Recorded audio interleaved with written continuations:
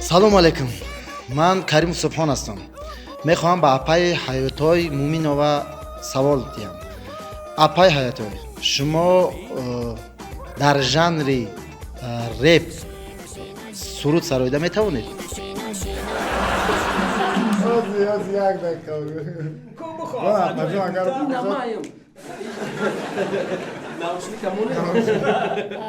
медонед мутаассифона ба реп баъзан бо назари сард нигоҳ мекунанд, лекин реп аз қадим буд. Реп ин баъзан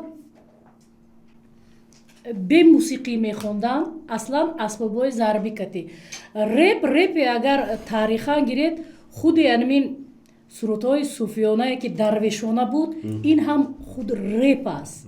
Медонед, вақти реп аз куҷо дар Амрико мегӯям ватанаш, лекин ман фикр мекунам мо қадим чандин асру пеш тоҷикон реп дар анамин сурудҳои дарвеши суфиё доштанд.